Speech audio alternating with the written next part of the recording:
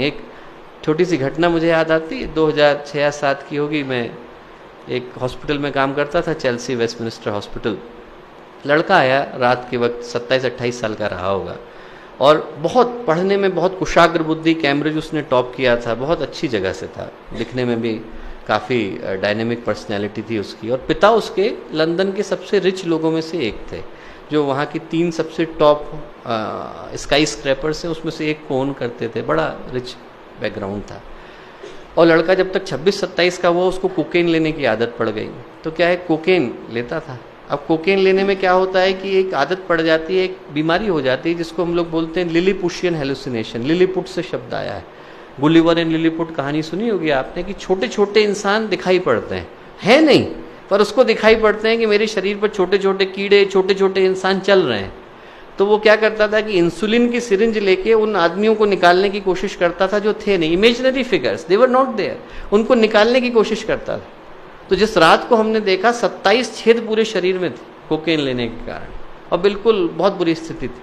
3 महीने लगे उसको ठीक करने में, जैसे तैसे ठीक हुआ। और एक दिन जब उससे बातचीत चल रही थी तो मैंने ऐसे ही पूछा, मैंने कहा कि बेटा तू क्रोध किस चीज़ का है, तेरे मन में भाई क्रोध किस चीज़ का है, why are you so angry? तो बोला मैं अपने पिता से बड़ा क्रोधित हूँ। तो मैंने पूछा क्यों?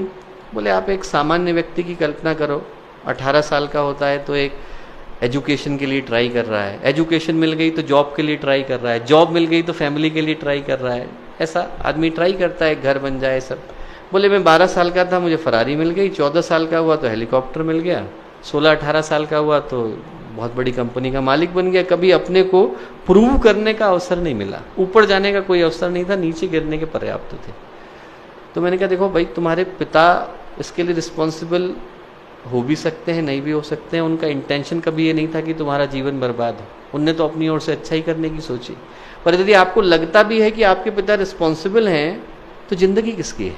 जिंदगी भर तो आप अपने पिता को ब्लेम करते हुए नहीं गुजारोगे ना, कुछ तो अपनी जिंदगी के लिए करोगे। तो उसके बाद फिर वो दिखा नहीं।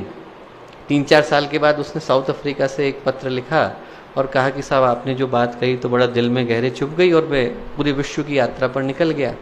बोले विश्व की यात्रा पर निकला, भारत पहुंचा। भारत में बस्तर एक जगह है हमारे यहाँ शांति कुंज में, बहुत सारे भाई लोग बहन लोग वहाँ से हैं, छोटा सा स्थान है, वहाँ पहुँचा तो उसने देखा एक किसान है साहब, किसान जो है पसीने से लथपथ है, कपड़े भी पहनने को नहीं, 4-4 बच्चे हैं, और फैमिली मिलके अच्छे से एंजॉय कर रही है, खाना खा रही है, छोटी मोटी जो उनके पास चीज़ थी वो खा रही थी, गाना गा रही थी।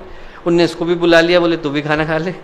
तो वो जो आदमी था बड़ा बैठ गया, उसको लगा कि साहब मैं खाना खाने के लिए। उसने कहा कि इनसे पूछो, अपने इंटरप्रेटर से कहा, किसान से पूछो कि इतना खुश क्यों है, इसको पास कुछ तो है नहीं, पैसा है नहीं, क्यों खुश है? तो उसने उससे पूछा तो किसान ने जवाब दिया, उसने कहा कि साहब इनसे किसने कहा कि मेरे पास कुछ नहीं है? बोले मेरे पास परिवार है। और उसने ये प्रश्न बात सुनी, बोला मैंने तुरंत अगली फ्लाइट लंदन की पकड़ी, लंदन पहुंचा, और पहुंच करके सबसे पहले अपने पिता को गले लगाया। बोले हम दोनों फूट फूट करके 4 घंटे रोए।